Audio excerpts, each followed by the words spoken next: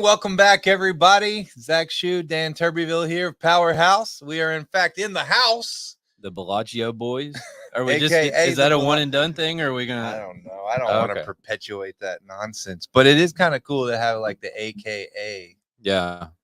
So we need some other ones. We'll work on it. All right. We'll get back with you on that. Yeah. So we are not live today. This is a recorded episode. We have some guests here. As usual, we're presented by Memphis Fence Company, MFC Manufacturing, Simpalo, and now the Thornton Fence Consulting Group. Again, I'm Zach. That's Dan. We're here. So there's no calling in, obviously, since it's pre-recorded. We are actually, as this show airs, we will be in Croton, Connecticut. Maybe we'll be somewhere making progress that way. Well, that's right. We leave the day this airs, so we're somewhere between Memphis, Detroit. Also, we're going to be in potentially Providence, Rhode Island, and then Groton or Groton. We can't figure out Groton. That's a Groton, man. It's like a name of your cousin. But it's like a terrible name of your cousin or something. I don't know. All right. My distant cousin Sheila had a baby and they named him Groton. Yeah. So we might be able to hop on and like reply to any comments. If you do that, no promises. I'm not sure where we'll be in our journey, but if you're going to be at the Northeast AFA trade show, come by and see us. We'll just kind of be roaming around, and the plan now is that we are going to teach a class, but we'll be around. So I've been purposing myself to learn the names of the trade shows instead of just calling them the trade show. We're the worst at that. I'm actually making an effort, but this one is difficult because on the website and in the email chain that they've sent us for registration, it's been announced in multiple ways. Oh.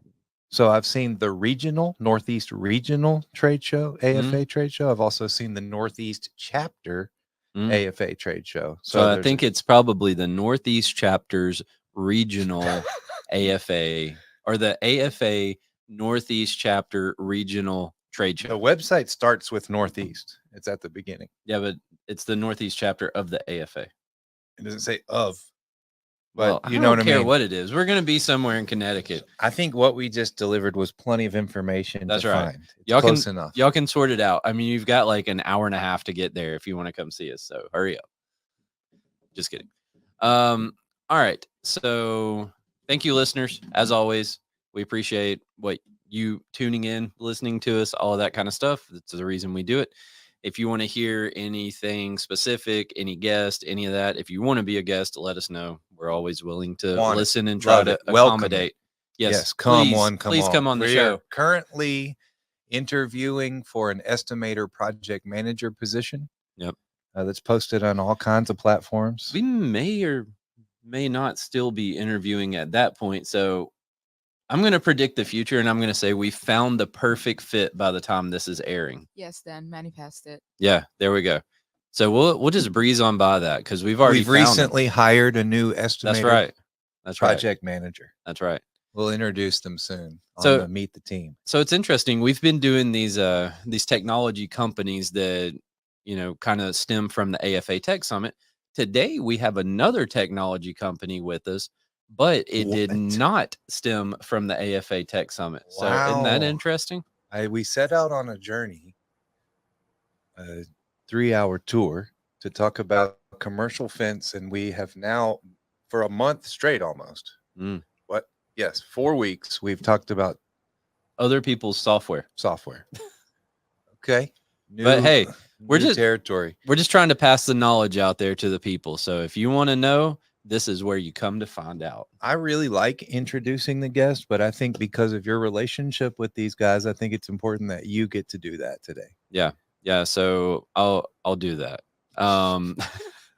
So we're going to talk about cybersecurity, just to kind of give you a preview of what the episode's going to be about. Cybersecurity might be a little bit of AI thrown in there, maybe a little software development. So that's actually how I know these guys, is they are the ones who developed Simpalo. I almost forgot what it was called there for a minute. So They were the developers behind that, and the ones who got to take all of my shenanigans and try to make it into something that worked. I tried to get him to talk bad about you before the show, but he wasn't going. That's why they muted themselves just to make sure that nothing slipped out.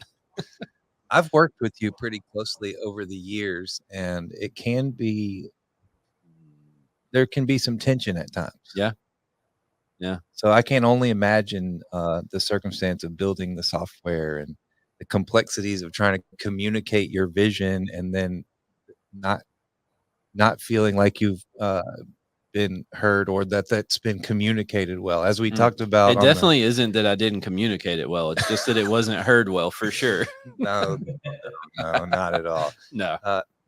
But like the episode with Amanda, you mentioned the necessity and the difficulties even of saying, not just you get, hey, I got this great idea for a software, and then the ability of a person who's not a developer to communicate what I want this to do. It's difficult, man. Right. So yeah, they've experienced a lot of that. A lot of screenshots with drawings and circles and they got it all. Go there and like the crayon drawings and all of that stuff. Yeah. Spreadsheet formulas. And why can't you understand? I drew this with a crayon on a napkin. Come on. That's right. Yep. So let's get serious. Oh, let's get into this. I didn't know we did that. Yeah. I keep putting that in the agenda and trying it. And I think we have a similar conversation every time. But anyways, let's do it. So we have 2 guests today. First time ever. We'll have 3 screens playing at the same time. It's going to blow your mind. So our 2 guests are from, I hope I say it right, Coulee Tech. That's correct. All right. So they have 2 locations in Wisconsin. As already mentioned, they were the company that developed Simpolo for us, and they do a lot of IT work and cybersecurity. So that's kind of what we're here to talk about today. So we have Rod, how do you say your last name? Holum? Yep, Holum. Rod Holum. All right. So, AKA butt kicker. Butt kicker of cybersecurity. So, or of cyber something. We'll find out here in a minute. Yeah, so cybersecurity. Okay. So Rod is the CEO, founder, an author, a speaker, an entrepreneur, and the list goes on.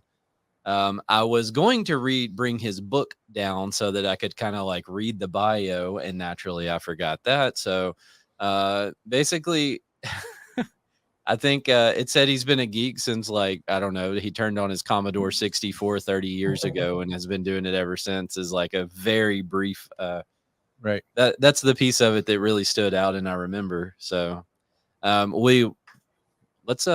let's go ahead and just like put him on the screen. We also have Aaron Libner. I hope I said that right as well. So Aaron, guys. Yeah. So Aaron, your title is the Chief Acquisition Officer, and you also now have earned the title of author as well, since y'all co-authored a book here. I don't know if that was your first, but that's the first I've seen. So yeah, it was my first, that's for sure. So yeah. So congratulations on that. Awesome. Welcome, guys. Welcome to PowerHouse. So speaking of your books, are they available to the public, or is it just something that you guys kind of use as a resource with your clients, or you want to say anything about that? Yeah, you can go on Amazon and get all our books. So my first book, I think, was 10 years ago. It was to my wife on why she's an amazing person, and I won Valentine's Husband of the Year for that one. So oh, nice. And I did it just to see what would it be like to publish a book, and I did a topic I know best, which is obviously my wife. So after that, we started doing books on cybersecurity. I did the Colonial Pipeline hack, and that went back in 2020, I think that was, and that worked out really well. It was a fun experiment to go and actually try publishing a IT cybersecurity related book on a topic that was at the time pretty relevant. That news story from burnt out after about 3 or 6 months. So then in 2021 or 2022, we did another book on 7 mistakes your IT guy is making from a cybersecurity perspective. And then our latest one was Wisconsin AI Leadership, where we do a monthly workshop to help business leaders use AI in their day-to-day practices. So just talking about shovel-ready AI components. Good deal. So Aaron just sent me some links. I don't know what I can do with them right now, but we're going to try to figure something out. Since this is a recorded show, I can't like put it in the comments or anything at the moment. But you definitely can go to Coulee, www.coulee.tech is their website. And they are on the Amazon store. So would they look up, I guess you could go on Amazon and look up Rod Olam and find them that way? Or would you look up Coulee or?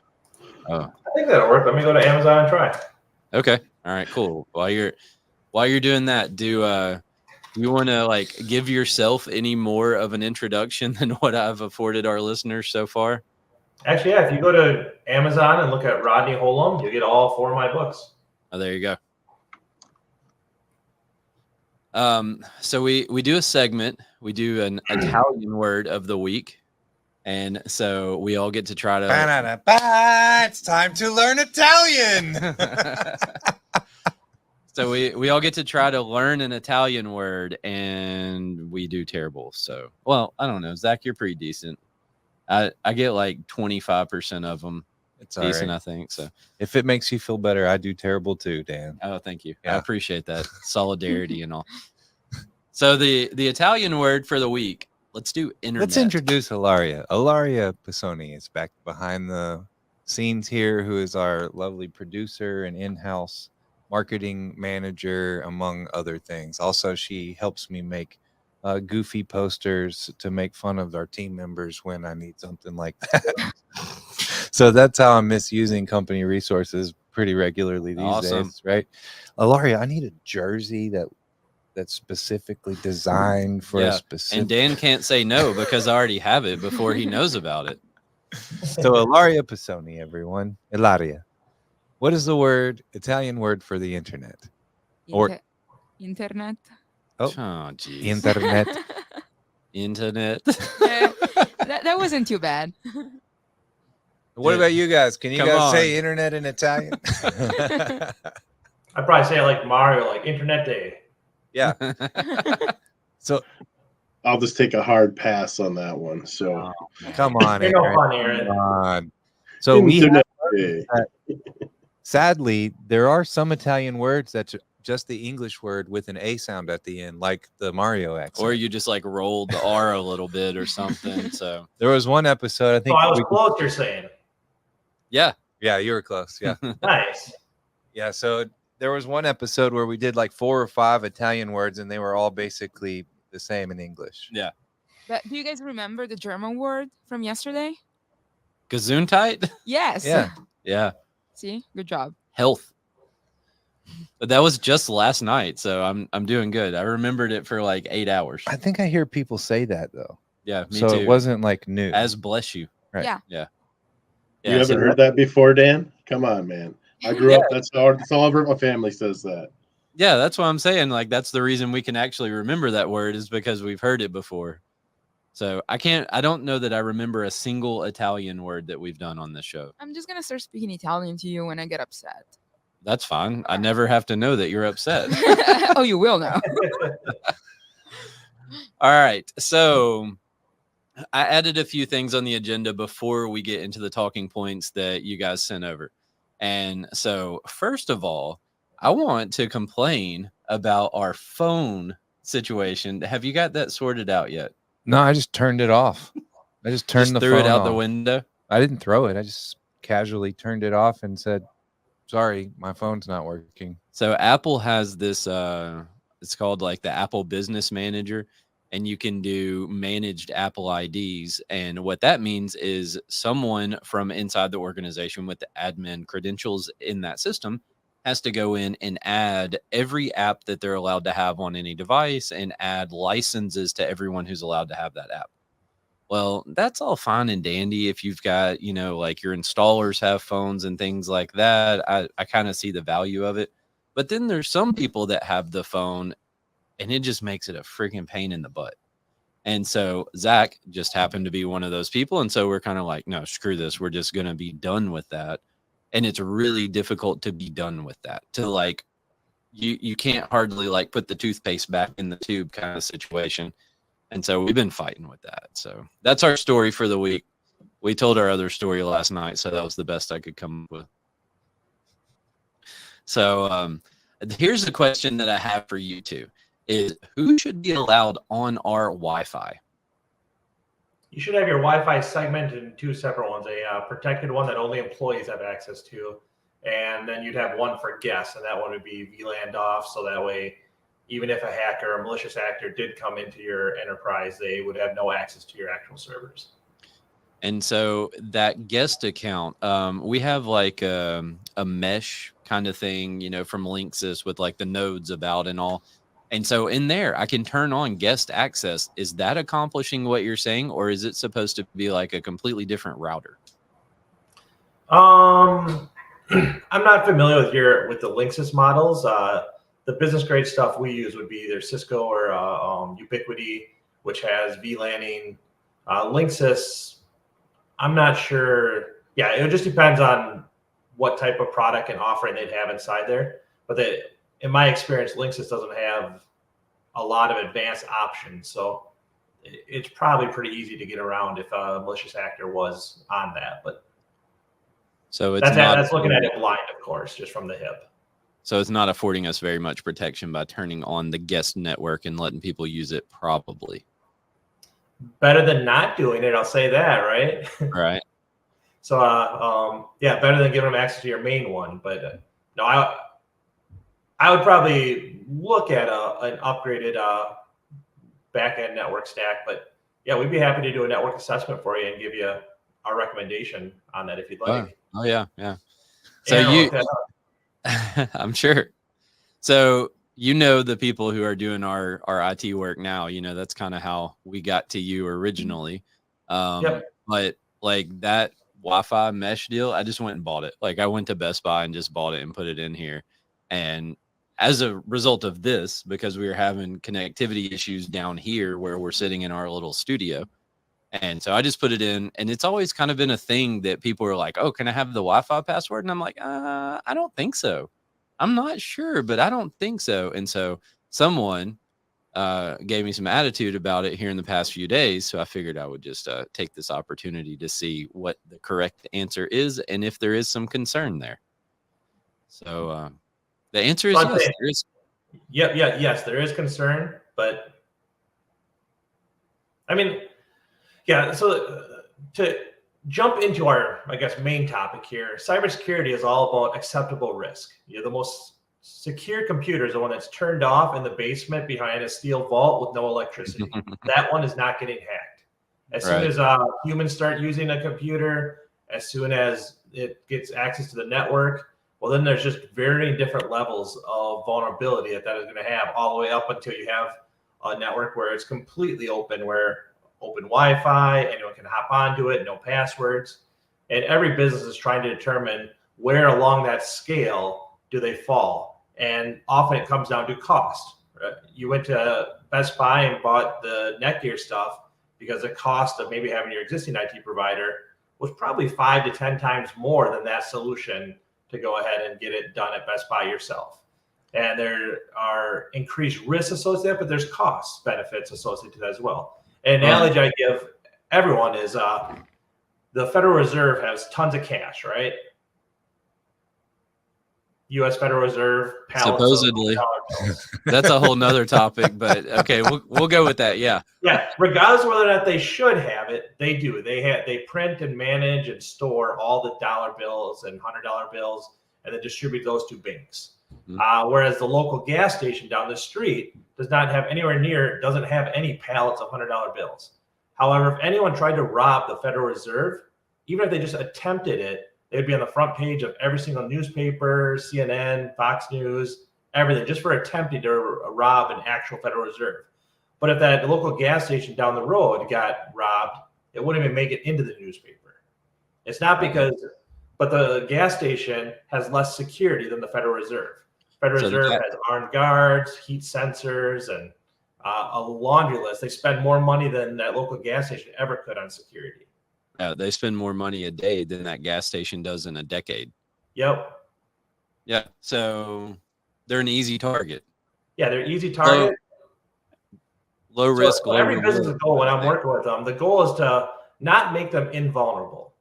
You know, if Homeland Security and the NSA are getting hacked by other nation state actors, there's nothing any individual business can do to make themselves invulnerable to penetration.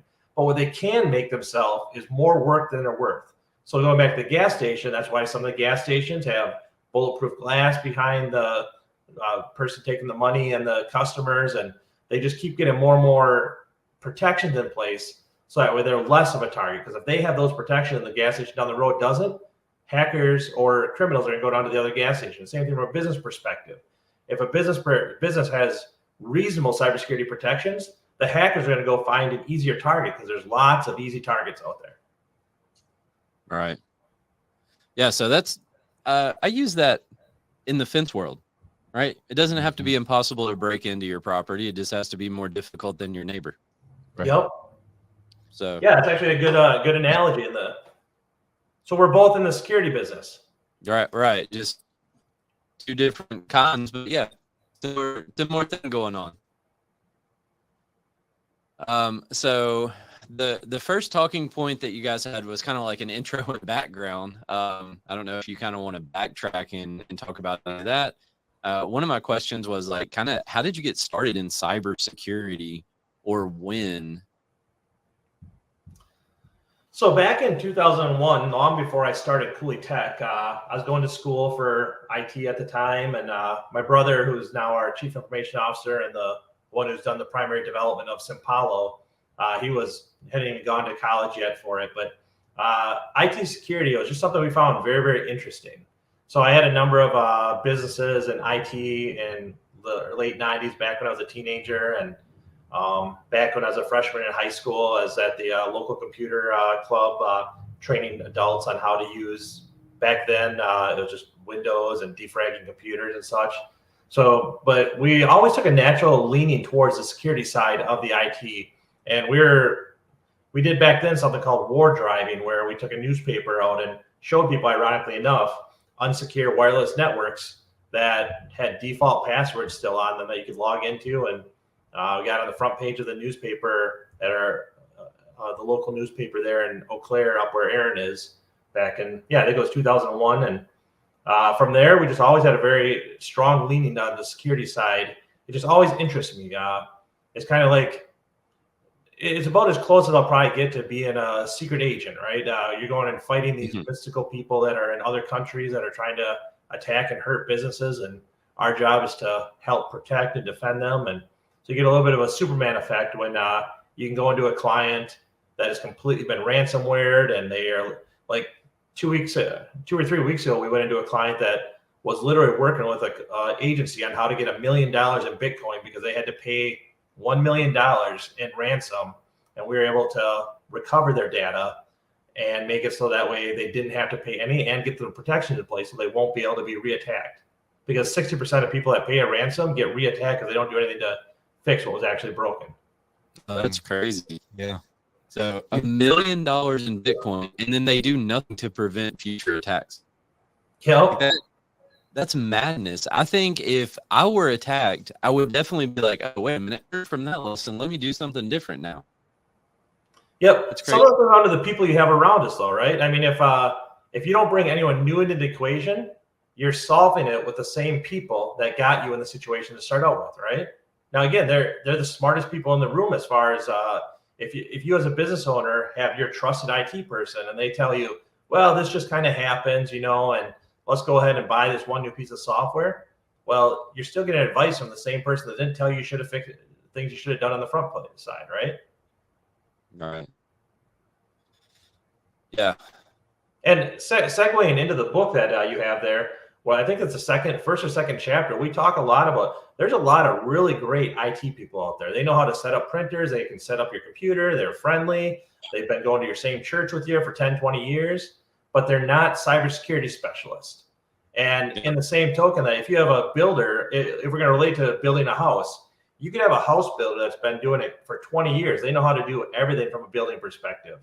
But you wouldn't want that person to build your bank or build a jail or build something that they have to have security top of mind. You start out with the security and then you go material, whereas most builders will just go ahead, look at the blueprint and build it accordingly. Same thing on a security perspective. There's a lot of really awesome IT people that when they went to school, they did not want to think about how do they stop Russia from coming and hacking into a small, medium business, try getting $500,000 in ransom. They don't want to have to work on it. They want to know, well, how do I save, or how do I install a server, and how do I configure my domain controller, and all great things. I hire a lot of great computer techs that don't want to think about cybersecurity. So we also join internal IT that they want to handle the IT, but they want someone that knows what they're doing from a cybersecurity perspective. All right. So I started reading your book. I didn't make it through a ton of it before this episode here, but I did start reading it some.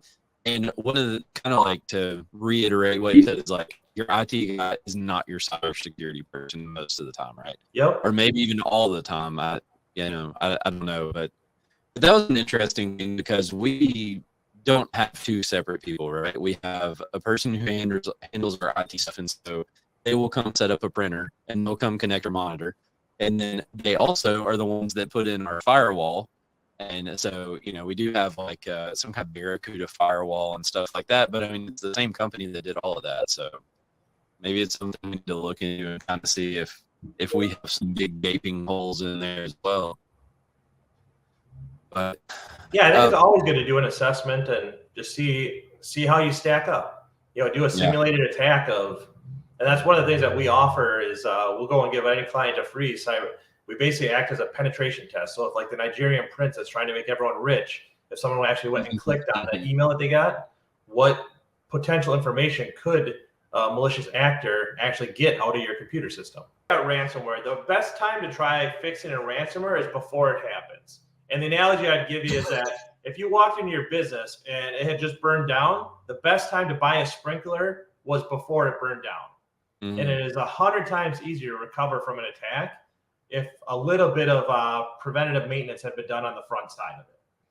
So I would the first thing I would look at, if you haven't been ransomware yet, you don't want to do it, and you want to make sure that you have a offsite data revisioned backup, and we want our backups air gapped, and that none of the people in control of doing the backup have the ability to actually delete the backup in case there was a compromise of one of those individuals. Second thing, let's say, for example, you didn't have all that on the front side and you did just get ransomware. What you want to do is try hoping you have some type of backup that you can recover. So far, we have 100% success rate on helping clients recover from a ransomware, which is, honestly, we've just gotten lucky with clients that, now clients, they weren't our clients before. So I want to highlight that is that none of our clients that have our protections we've highlighted have ever been ransomware.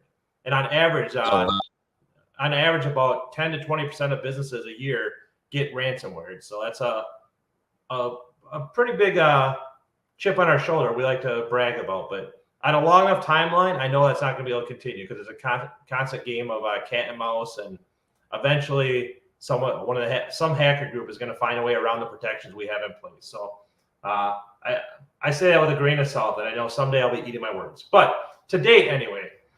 So from a ransomware attack, the first thing to look at is that the people that have ransomware, they're a business, and what they ultimately want is they want to get paid. They want to make money.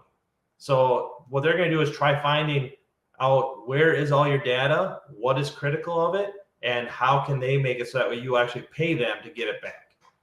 So if you can have data backups that give you your critical data, it either makes it so you don't have to pay them, or if you can show the hackers that I already have my accounting data, I already have my client data, I have my data that's really expensive, they might knock the ransomware down from $1 million to $5,000.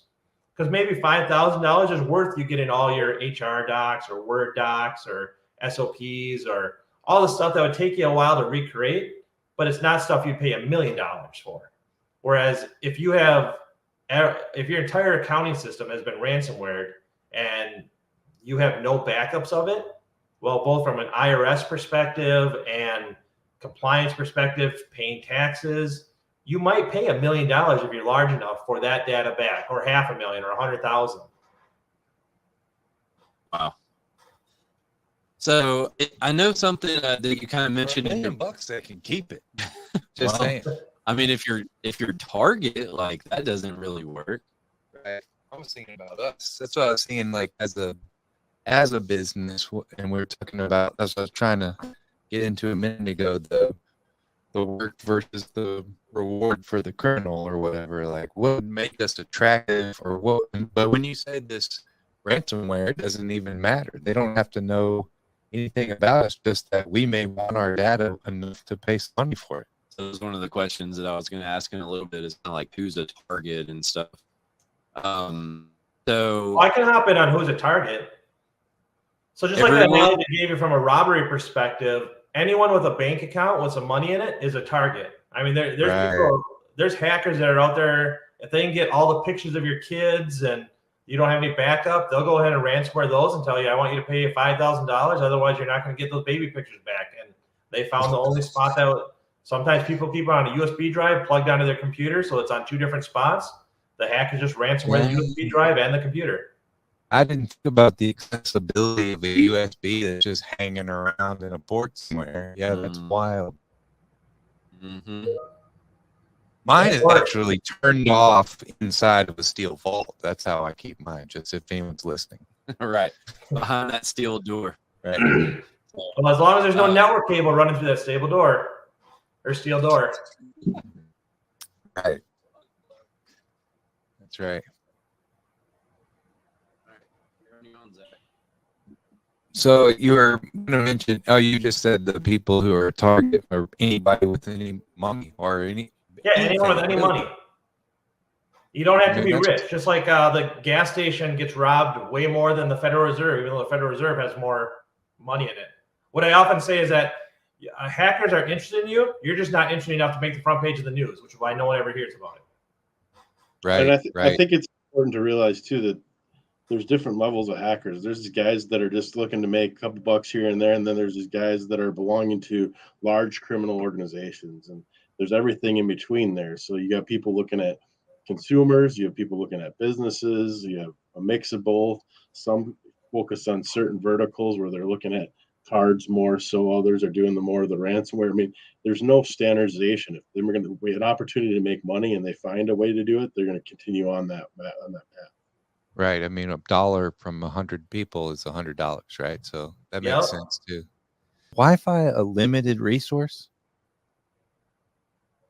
I mean, technically everything is limited, and even the sun has a limit. But good point. But I mean, as we know it, it doesn't seem like the throttling is more of a monetary thing than it is about. I would imagine. Well, if you have 100, let's say you have 100,000 clients and they all use a terabyte of data, you don't have the switches on the backside to push that level of data. So they throttle it so that way people don't use it as their primary internet at their business. Because then if everyone's doing that, they have to have a lot more infrastructure on their side. That checks out. That makes sense. I mean, it's like if everybody had a water hose and they could only turn it on a little. Yeah. When you were saying data and limiting, I was imagining dams and water flow. That's how I was trying to envision this. So So I'm sorry if you've already kind of like mentioned this before, but if you are being attacked, all right, someone is trying to steal your data and hold it ransom. Are there any kind of like early warning signs or anything like that you may be able to just like go up there and pull the plug and kind of, stop them when they're like 25% of the way into it or something? Throw a lead blanket over your computer. Right. You're going to have like a case of emergency. If you detect that there is some type of ransomware or cyber incident happening, first thing you want to do is just unplug your network, unplug your internet, turn off everything for the most part. The faster you can do that, the faster, the less likely they're going to be able to attack everything. Unfortunately, hackers are very smart and they do this for a living. So most cyber attacks will happen on a Friday evening before a large weekend. So that's Memorial Day, 4th of July, Labor Day, Christmas, New Year's. And that's because owners and IT directors, executives, higher ups, they're normally taking off early before those large holidays anyway. Well, they'd be screwed here because I'm the dude that's still here till friggin' 8 o'clock that night. Yep. So, well, they don't start the attack until midnight normally. So midnight or sometime in the evening, because a lot of these hacker groups are over in either China, Russia, India, Philippines, Iran. So their daytime is your evening. So it has no problem with them doing early Saturday morning, 2 a.m. attack. And if they do it on those large weekends, a lot of times someone won't notice until Tuesday morning that our servers are all ransomware. Mhm. And to do a full ransomware attack can normally only take 6 hours.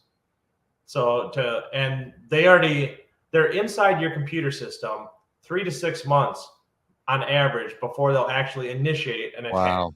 So they've done their assessments on what data is important. That's what they'll hit first. Alerting, they'll go ahead and turn that off.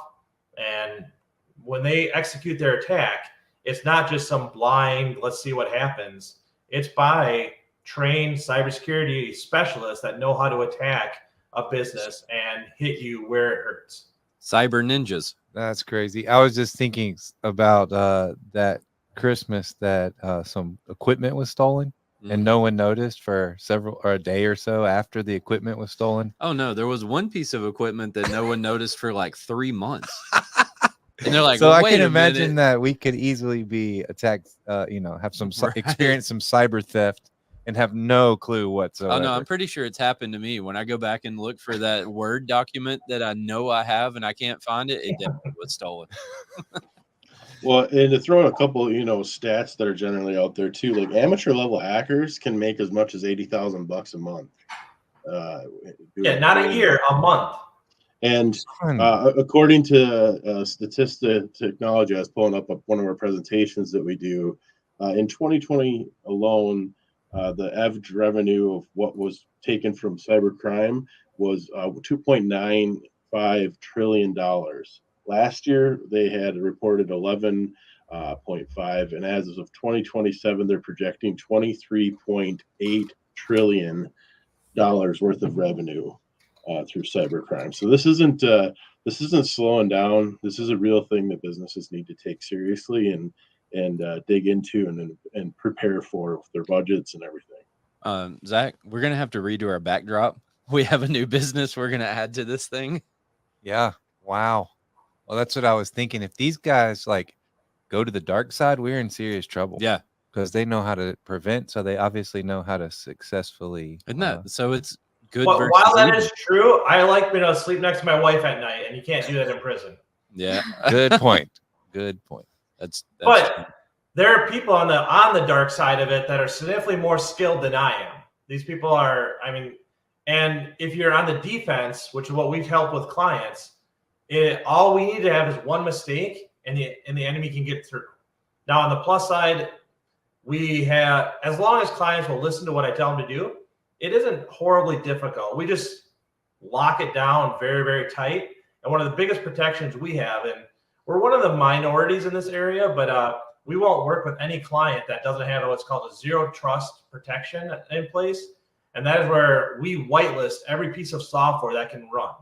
Now, the downside of that is even if you have administrative access, you can't install software. Like on my computer here, Rod Holmes, CEO and founder, all the cool stuff, cannot install software on my own computer without my technicians approving it.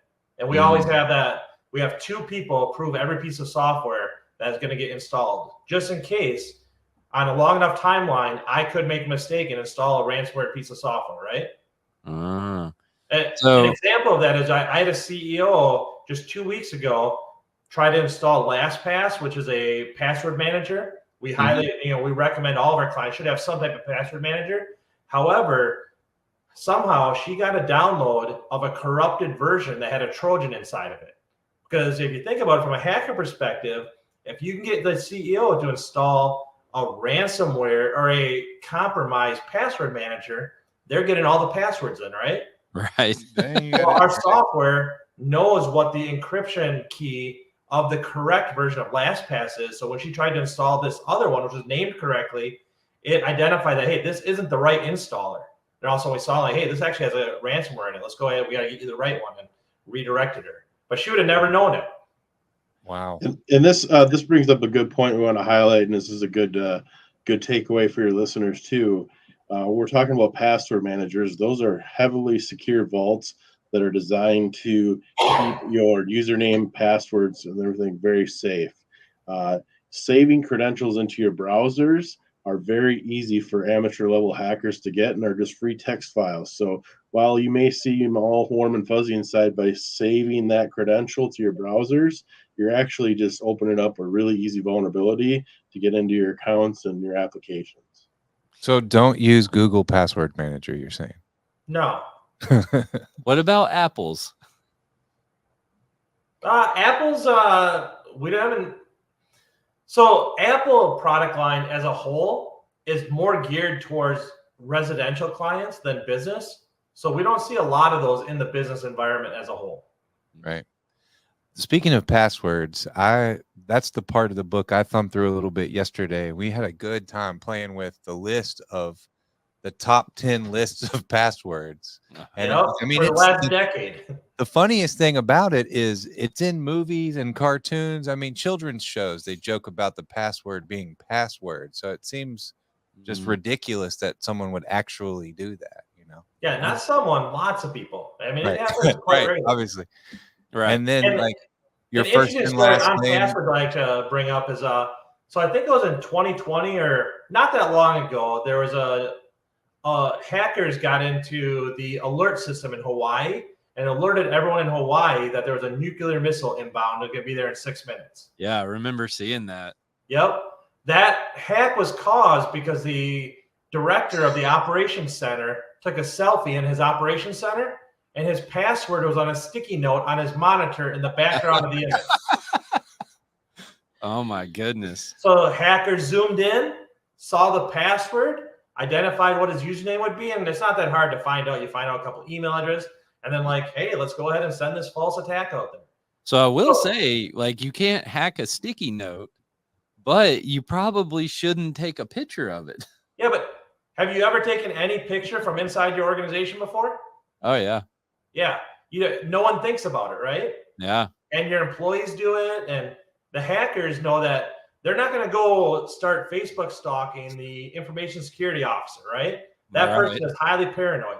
They are going to go talk to you, start stalking your receptionist, your salespeople, your HR department, and they're going to be like, because those people are used to receiving and opening documents that no one, without thinking twice, from people they don't know. If I send your salespeople, hey, I have this large bid for a big Menards store here, I want to get fencing on. Can you open this? They're going to be like, yeah, I want that bid, right? Mm-hmm. And they're going to, if it asks them to install something, they're going to be like, that's right, I'm getting this bid. Also, boom, they're ransomware. They use it for lateral attacks. So can you let people in just by opening attachments to your email? Oh, yeah. Yep. So when you see all these random emails come in that have like, files attached to them and look super shady, then that's quite possibly what's happening. People are trying to get in. Microsoft, 90% of all cyber breaches or cyber incidents start from an email. Yeah, I believe that for sure.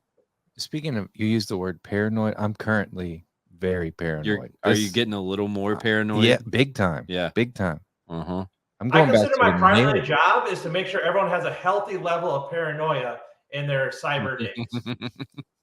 I'm going to go upstairs and just take a sledgehammer to my computer after this and get a piece of paper out. Yeah, I got to go. And I think this leads into a good segue on ways to stop those we call phishing emails with the links and attachments. And that's making sure you got multi-factor or two-factor authentication set up on all of your accounts anywhere possible, even social media accounts. Like the things you think of less now, Rod, maybe some others might occasionally say some of those other accounts maybe not as important as like maybe social media if you're okay with it. But like I personally, since going into this industry, multi-factor across everything. There's not a thing I don't. My wife gets a little annoyed probably by my paranoia with multi-factor and having to get codes sent or told to her to get into something. But I'm telling you what, I know I'm protected that way. Yeah, we have that on our Amazon account. And I get codes all the time because like my wife swaps back and forth between ours and her parents or something like that, especially around Christmas time. Like if she wants to order me something on Amazon for Christmas, she swaps to her parents' account and orders it there. And so I'll just start getting these codes. Here's your Amazon one-time password. And I'm like, oh my goodness. So yeah, I feel your pain on the whole having to share codes with people and stuff like that. But yes, I thought we could kind of talk about like some of the cybersecurity standards that most people need to have in place.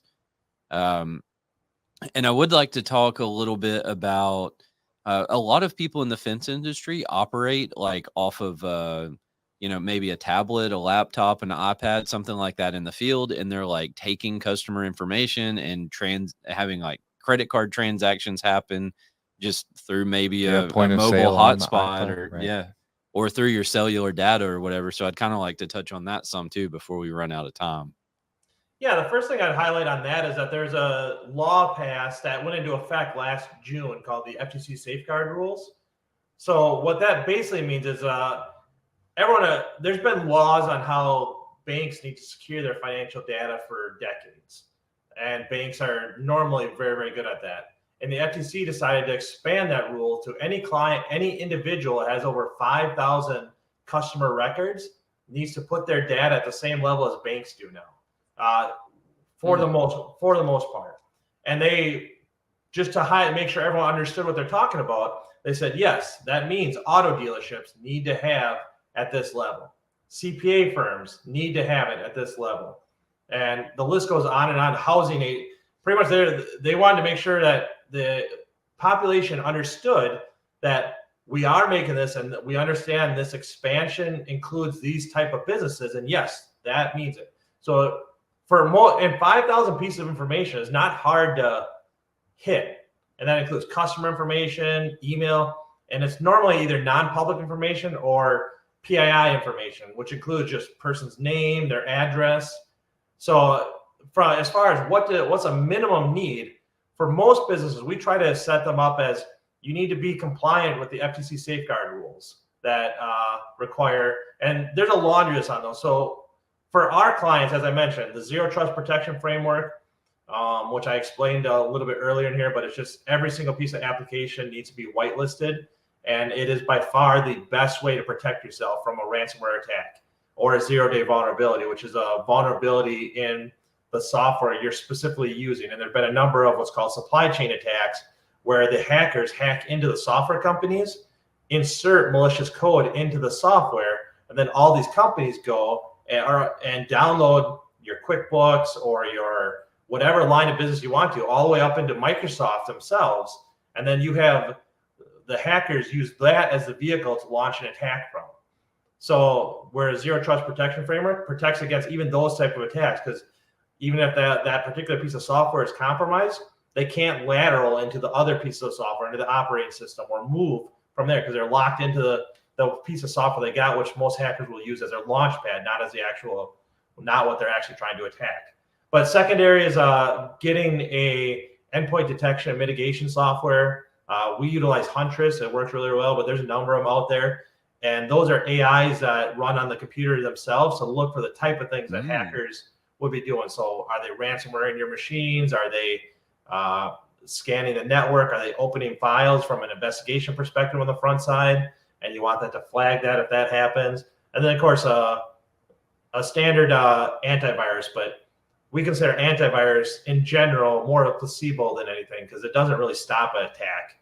It will stop highly automated script attacks, but most actual attacks on clients are not scripted anymore. They're, especially on business clients, they are analyzing your network and find out how can they actually identify, because businesses have tens to hundreds of thousands of dollars that they would pay if they were ransomware. So the antivirus is just going to be basically to stop a virus that's on autopilot. It's not going to do anything if there's an actual a ninja attacking your network or your computers or anything like that. So what could you put on an iPad though? I mean, does this type of stuff exist for like tablets and mobile devices? Endpoint detection and mitigation. Oh, I'll rewind. Apple has a lightweight zero trust framework already built within it. Now, the danger you're going to have with Apple products is that they're highly focused on individuals. And like when we started talking, and maybe it was before the recording, you were talking about how you allow specific applications to run on these Apple phones, right? Right. Well, that is a zero trust because you're only allowing software you want to run on those to actually run. Now, it isn't the same zero trust we're doing because we're actually scanning every file to make sure it's legitimate. So I consider it a lightweight zero trust. It's better, way better than nothing. But because you can't just get people to download any little thing that they want to on the computer. So Apple or even any tablet, Android tablets, you're going to have limited access on what you can actually do from a security perspective. But most people are not using those as what I would call their daily drivers. They're using those when they go out to the field, and maybe your sales team outside are using those. But when they get back to the office, most of them would have an actual computer that they're going to be working with business line of software, or unless you're like, no, that's not how our businesses work. So us personally, yes, we have like the vast majority of our transactions and everything we do. In fact, I think all of what we do happens on a computer. But there's a lot of people in the fence world out there that are never sitting at a desk, right? And if they're in the field with a customer, they're taking credit card information from a customer standing in their front yard, and they're like processing payments and stuff like that through a mobile device of some sort. So what I would do in that scenario is, let's say it was an iPad, just using that as an example, right? I would have the type of software you were referring to, have it exceptionally locked down that only does business grade information. I might even put it so that way they can only go to websites that are approved by the business. So you want to make sure they're not able to download random, games, and it's not something that you're going to give your kids in the evening to watch their videos and then you go take it out to the work, because those are opportunities for compromise into the device itself. And all the accounts should have multi-factor authentication enabled on them. So your work accounts that are on there, because even if they're on an Apple phone, they're probably using Microsoft 365 for email, or Gmail would be the two primary ones, unless they have Apple accounts. But most clients I see that are entire Apple houses, for the most part, are 5 or less employees from a computerized network. Because you get much above that, it becomes hard to manage user access and user accounts within the Apple ecosystem. They work really, really well from a end user perspective, but they do not work well if you have 20 employees and you have employees joining and leaving and user permissions and access. It's not their wheelhouse. They excel at individual experience, not corporate experience. Yeah, we're having problems with just one. Yeah. That's that Apple Business Manager deal we talked about. I think they only launched it maybe like a year or 18 months ago or something like that. And it is not a very user-friendly experience. And there's some holes in it, I'll say. I think all these companies excel at what they're good at. And Apple really excels in the personal market and making a device that's exceptionally easy to work with. And they do it well on security, not from a corporate user. So when we talk about like FTC safeguard rules, there's things like controlling access to information to only those that need it. Apple isn't good at that. Apple's good at an individual to make sure that person doesn't get hacked, but it assumes that whoever has access to that device should have access to everything on that device for the most part. You're not user permission locking stuff based off their rules. So that's right.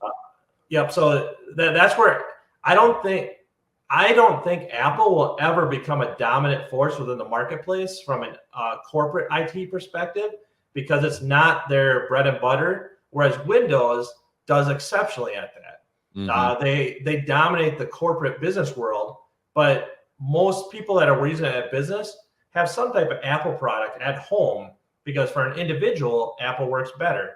But from a corporate perspective, you have, and that is their ecosystem, that they have all the user permissions and tracking and items. So, but clients that are full Apple shops, if they grow, eventually they will have to bite the bullet and go back to Windows, based off what I foresee the future being. So we're talking people that are like, there's one person and maybe like their wife, or maybe, they have a part-time person that helps them kind of in the office. But I mean, this will be like a guy that's out here making sales and, dispatching his crews and all of that. So, I mean, not any kind of like big corporate organization, nothing like that. I mean, they're pretty small companies that are, operating with like minimal sales admin force and stuff like that. And so I would imagine, excuse me, sorry. I would imagine that their same device that they're taking out and they're doing these credit card transactions and all this stuff with, standing in a customer's yard, is the device that they're giving their kids at night that they're watching YouTube Kids on, right? Yeah, I they mean, need to it's stop all that. one and the same thing. So here's why, all right? So I estimate it costs about $175 a month per computer to properly manage it from a security perspective by a professional IT company. So, which I can understand is a cost barrier to someone just starting out or 2 or 3 employees, right? Yeah. They just don't have the sales volume to be able to justify to have their computers properly supported. However, buy 2 iPads then. They can afford $500 for a second iPad, because if they, and here's the little bit of cost that is, so they can have their kid to watch the NetMe tubes or whatever you want, right? To keep them entertained in the night. The cost of getting hacked will be far more than the cost of that little iPad. Yeah, so it's really cheap insurance. So Yeah. that's what I was kind of thinking, is if you are that person, you got a couple of people and you're like, you have these multi-use devices that are both personal and business. So you shouldn't do that, right? Set up one that is for business, and like that's all that you do with it. And then if you want a personal device, then have that separate so that you're not risking allowing anyone access into your business stuff. And have separate Apple IDs for the 2 of them as well. Like, don't link your Apple IDs so that anyone has access to it that way. Oh my goodness. And I say a little bit of inconvenience for you is a major inconvenience to a hacker. Right. So, and you're always playing that game. And I think one of the other things for the little more on the consumer side too is, if they're looking at Windows, they got Google Chromebooks, which are great, lightweight, inexpensive devices for those for the youth or whoever's looking on those social media accounts, those streaming channels. Those are really lightweight. You can't do much with them there. But if you're going to be making also like purchases at your home, get a reloadable card for if you want your kids to be able to purchase something through an app or something like that. Don't use a debit card or credit card that is tied to your personal lives that you depend on. Those reloadable cards are pretty easy to come by nowadays. And if a hacker happens to get a hold of that, it's not going to be a huge detrimental loss. It's going to keep you from paying your bills too. Yeah, so that's a little bit step further than what I normally tell people. I don't use a debit card for anything. And so I heard Frank Abagnale, from Catch Me If You Can, the movie, he talked about that. And I was like, it's a really good point. Like, why would I use a debit card at all? Because I'm just giving someone access straight into my bank account if they get the number.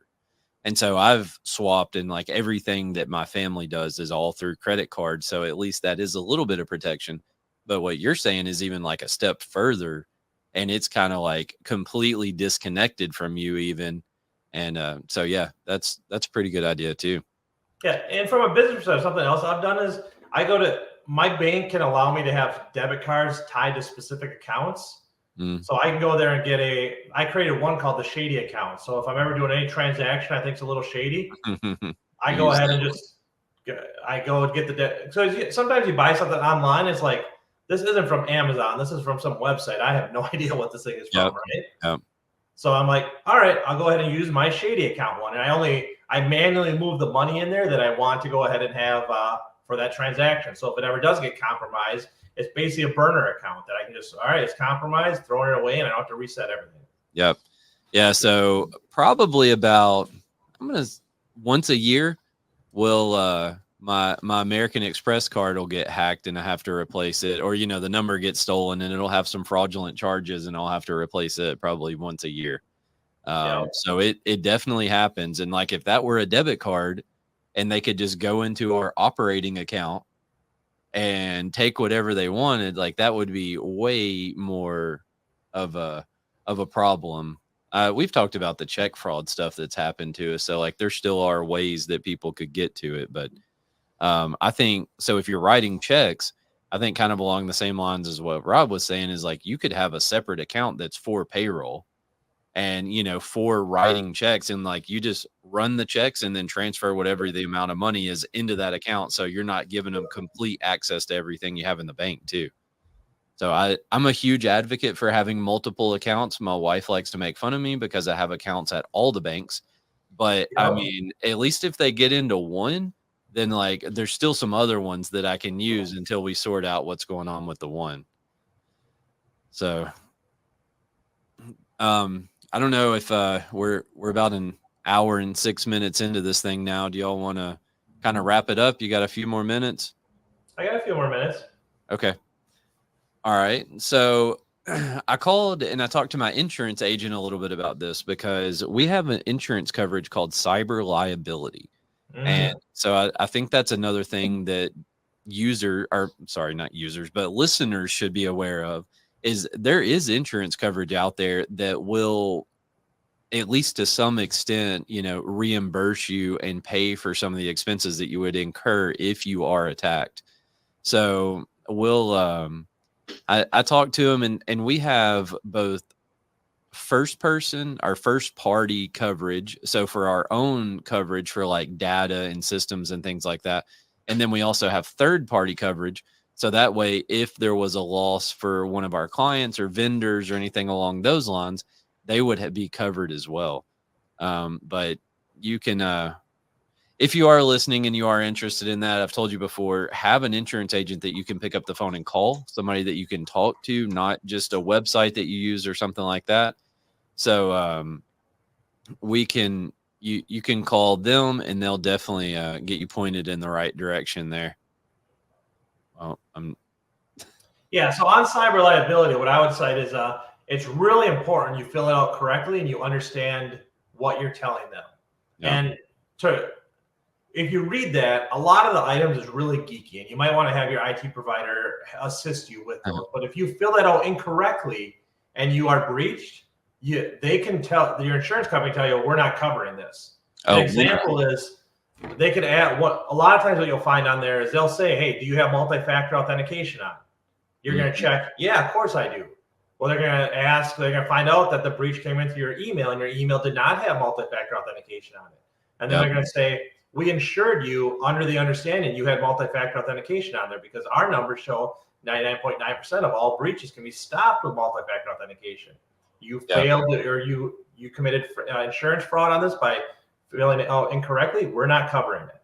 Yeah, and there's a number of other things from data backup. They'll ask about so all the things I told you about our basic protections up there. Those are items that are normally on your cyber liability that they're asking you. So you can get coverage, and many businesses think that they have coverage when actually they don't, because in the event of a cyber breach, the insurance company would cancel, would just tell them they're not covering it because it was filled out incorrectly. Yep. So I think Aaron and Tim both had some experience whenever I went through and was getting my cyber liability coverage for the software. And they sent like several pages of application. And so I sent it to them. They had some questions on there that they answered about Simpalo. I sent it to our IT people. There was some questions on there that they answered about our network.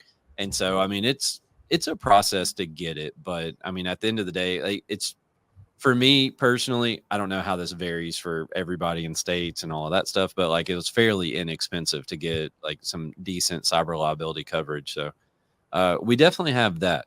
Now, our network side of it, we probably could do a little assessment of it and see if we have some stuff that we need to add there and, step up and things like that. But I know we do, like I said, we do have that Barracuda firewall in place, and all our Microsoft stuff all has multi-factor authentication on it. And so we have some stuff, but man, it's hard. So like from my perspective, it's difficult because like I'm trying to run a business. I'm trying to sell some fence. I'm trying to make sure we get all that done. I'm trying to sell software. Like I'm doing this thing.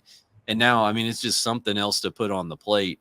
And so there's like this weird area where like you almost need a person who like, this is your job to take care of all of the, cybersecurity, and like, at least maybe be like the password manager and, kind of like put that on somebody's plate, because it does take a decent bit of time. We've talked about the Apple Business Manager stuff a couple times. I mean, you get a new device, you have to add the device to it. You got to add the users to it. You got to go through and whitelist all the stuff they can have, and that, like an IT liaison or something. Right. That they're not the internal IT person, but they're the go-between for the business on the business's behalf or whatever. Right. And it's not, I mean, it's not something for us that would be like justify having a full-time person to do Right. it, but I don't know. That's a hard thing. That's- And I think that's the struggle a lot of times in business is like, yeah, I know I should be doing that, but I just don't have time to do it.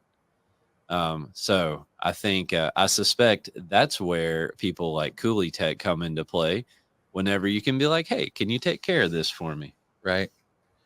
So we've talked about in response to the ransomware, obviously getting some situations in place to prevent it going forward. There's possibly some help you can get from insurance and having liability. So obviously I'm going to call those two people, but what about like the police or a government agency that's who do I call if that's happened? Is there any sort of the FBI or somebody that's going to help out in that situation to pursue the criminals, or can you even pursue the criminals?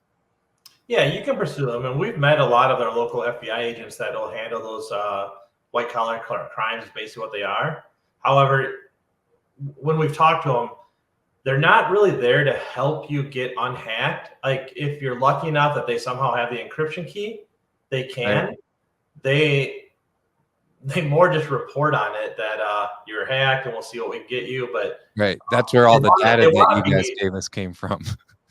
yeah, and it's not their fault because a lot of the hackers are overseas. Like, so an example is right now, us and Russia are not on great terms, right? We're providing some weaponry to someone they're trying to fight.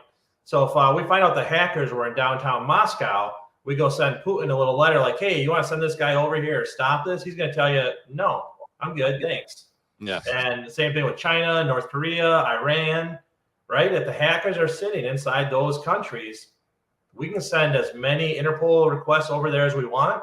They're going to just land on someone's desk and get thrown away. They don't care.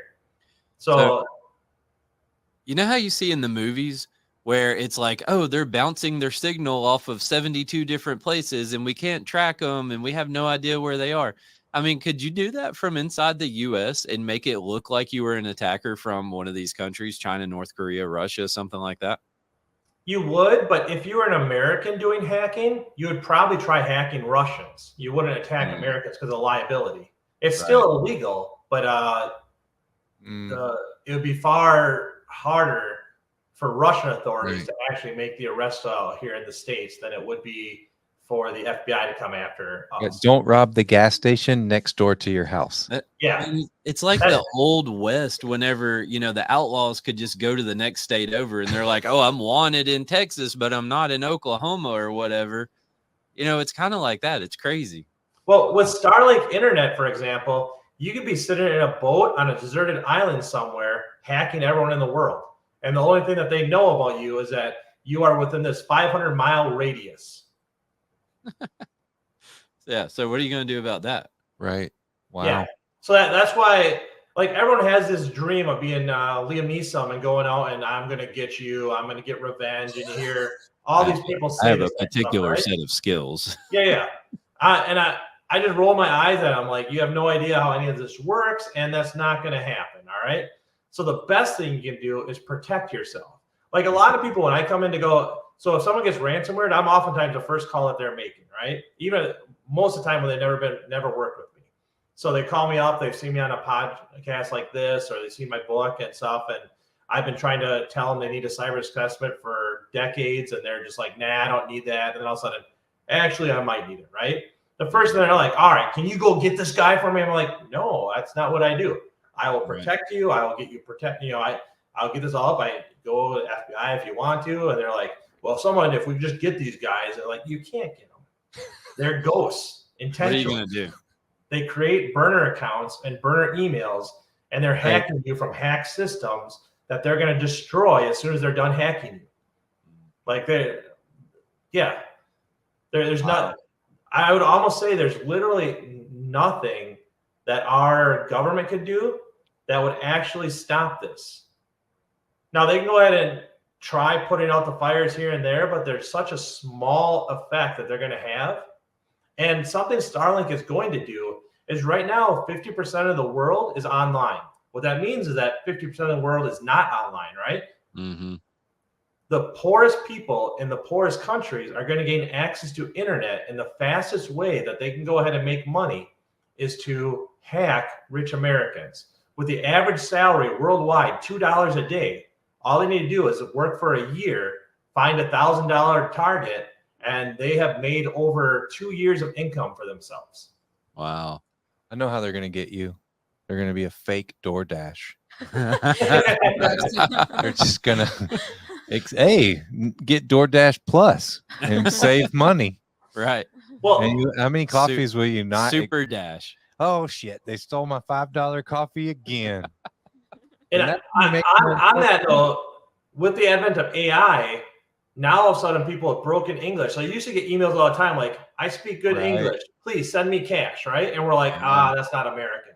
You can copy and paste that into ChatGPT, and it will give you an email just like Midwestern dialect or small town talk or corporate, or the AI can do the research to find out the type of person that they're attacking and make it so that way the email sounds like it would be someone for that individual, even with no knowledge of local linguistics. You do it with any language you want. Yeah, I heard SpongeBob sing "Kiss by a Rose" by Seal. Yeah. So Yeah, you were telling me about that yesterday. He was like, "Hey, the guys are going to talk about AI." I was like, "Man, I heard all these songs, Mr. Krabs and SpongeBob and Squidward singing all these popular songs." Mm-hmm. That's what I know about AI currently. It's pretty fascinating stuff. So, at what point does AI become a threat to cybersecurity, and can people use AI to try to, gain access to your personal information? And if so, how is anyone going to stop that? Well, absolutely. In Texas last year, we had the first instance where a grandmother got a call from her grandson saying, "I'm in jail and I need $5,000 for a lawyer, otherwise they're going to be putting me in there." And had a conversation back and forth with the grandmother in the son's voice. Hackers went online, took 3 seconds of his voice, and also were perfectly able to emulate his pitch, tone, and then made a phone call to the grandmother with text transcription, and was able to get it so that way they could type in or have AI create the chat. So that way the grandmother thought she was talking to her grandson. It wasn't a text, wasn't an email, wasn't anything like that, and was given the information on how to pay it. Wow. My grandma would have said he can stay there. That's right. Yeah. So you are already seeing this, and it is going to, and in the cybersecurity world, we talk a lot about that because normally up until the advent of AI and those type of systems, our first response was, if something looks fishy, call the person. Yeah. Well, what do we do now that calls aren't even valid? Well, I mean, that goes back to my story about how we changed Ilaria's account number and stuff on her direct deposit. I mean, if the person who we called was using AI to verify that, or even like the check fraud thing. So what people do is they basically take a copy of your check, and then they'll have checks printed with your account number and routing number, like your, name, logo, all of that kind of stuff. And they'll change the phone number on it. Right. So it's a legit check that was produced by someone who makes checks, and it just has a different phone number. And so when the people at the liquor store that are cashing the check call to verify it, they're calling the person that's on there.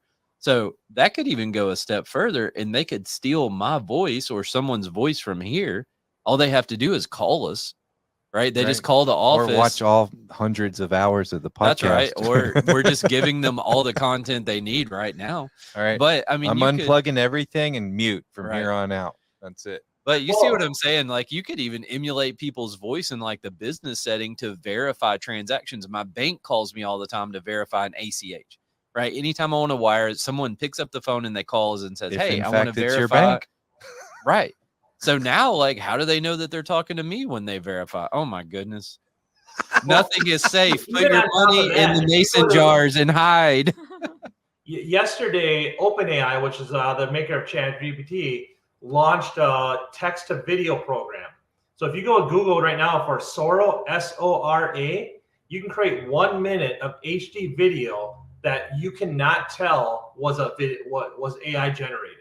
It looks 100% real, like real human Hollywood grade video, all off text prompts.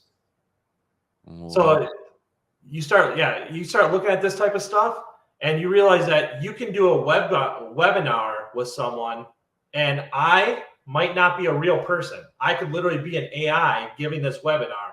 And that's the type of future we're moving into, that this stuff is just mind-blowing. And it's also why it's very important to have a security partner who is staying up on top of all this stuff. You know, if your existing IT guy isn't staying up on, well, what is AI doing? What is cybersecurity doing? What are the hackers doing?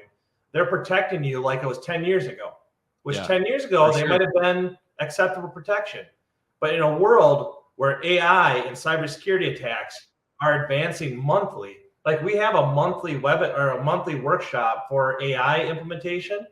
Every month, I'm like, boy, we almost got to do this weekly because the advances we're seeing in this type of stuff and new tools that are out that last month would have been impossible to even foresee. And now all of a sudden it's real. Or you look at the course year over year, the improvement. So Zach and I are sitting here watching some videos of your Sora thing that you're talking about. Yeah. We just went and put it in Google, and it pulled up a news story that had several clips in there. And that is madness. It is. It's mind-blowing. Isn't that crazy? I mean, that's like legit Hollywood CGI kind of stuff. Right. It looks, I mean, in fact, there was some of it where it looked like drone footage flying around like a lighthouse or something. And I mean, there was waves crashing on the side of it and all of this. I mean, that's crazy. Yeah. And if you look at where that technology was a year ago or 2 years ago, I made a prediction last year with some of my friends that within 2 to 3, I said back then it was 5 years. I think I'm taking a year or two off of that. But you will have Netflix accounts or Netflix style services that give you videos that are 100% created uniquely for you. And you just tell them what you want to see. Yeah, and it learns the type of stuff that you like. And if a movie or TV show goes a way you don't like, you rewind it and say, I didn't like that this happened. It also just moves forward in the way that you like. So actually, it's funny. Somebody was telling me the other day that Netflix now has movies that you make choices while the movie is happening. Yep. A guy here, you look at this. Randy, You look at this AI. So those are still for the general. You know, they have a couple of general paths, right? Right. So there's here can be procedurally generated movies and videos based off of what the stuff that you specifically like. Well, you know, that happens all the time. And like, that's the big thing in the video game world now is like the environment that you're in is all procedurally generated. So if two people play the game and, you know, you both go to the same location, the environment is different, or like a planet will be different or whatever, because it's just procedurally generated in a video game. Yep. So, and if you look at another video you can look at that came out yesterday, it's why OpenAI put this one out, is before yesterday morning, Google showed Gemini 1.5, and it allows up to 1 million tokens of custom content for its custom knowledge base. That's the equivalent to about 100,000 lines of code or about 3,000 pages.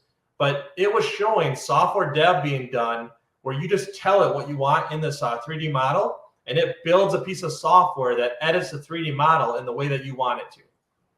what?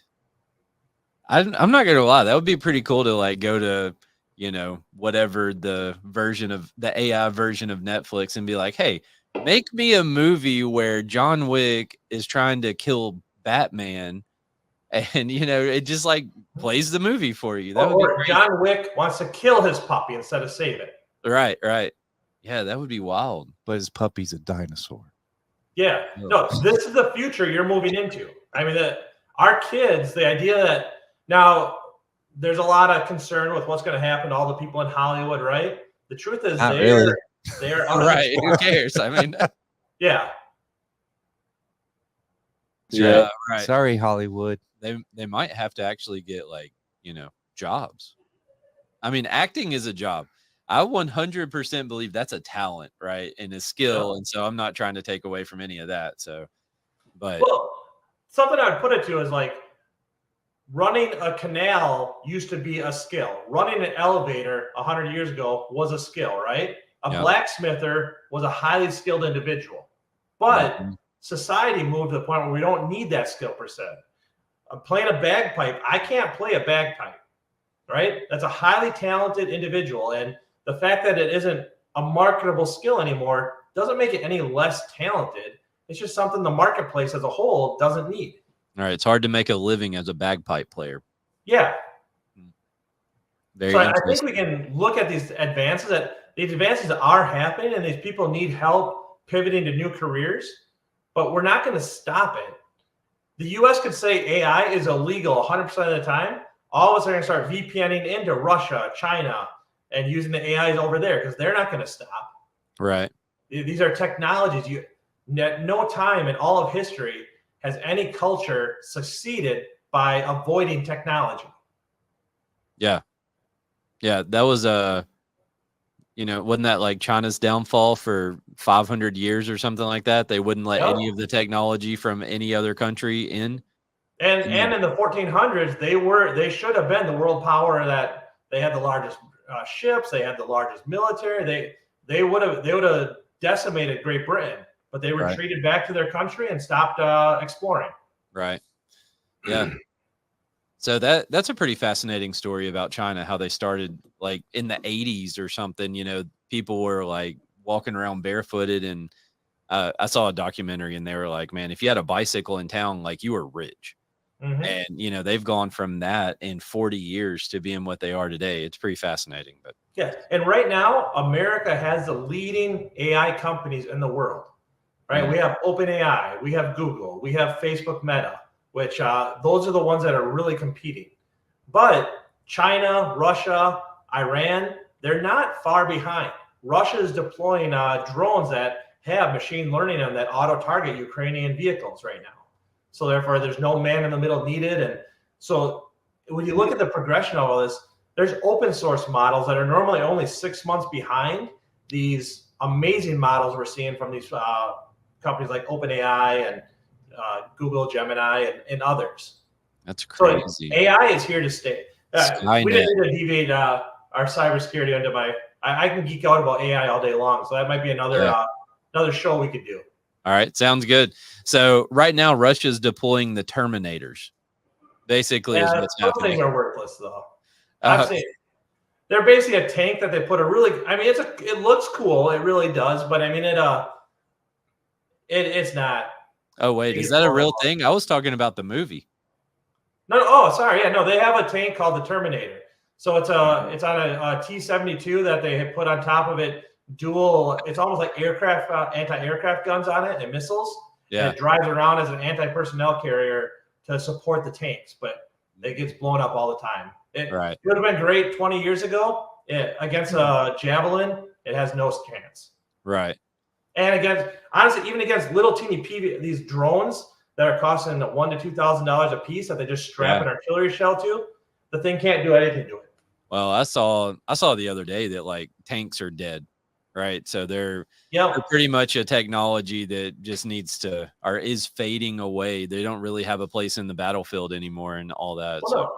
If you had the choice between one Abram tank or 10,000 drones, which do you think is going to do more damage? The 10,000 drones for sure. Yeah. Is that a monetary comparison? Is that monetary comparison? Wow, that's crazy.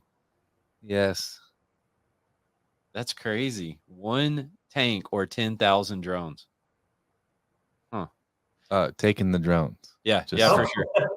So there's a story out there about mobility alone, just the mobility alone. A tank, how long does it take a tank to turn around, or just something, navigate a small passageway. Right. Whatever. Well, and the fact that it's a giant thing moving around. That's right.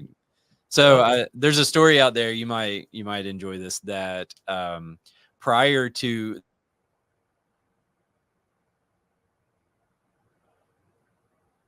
we lost you again.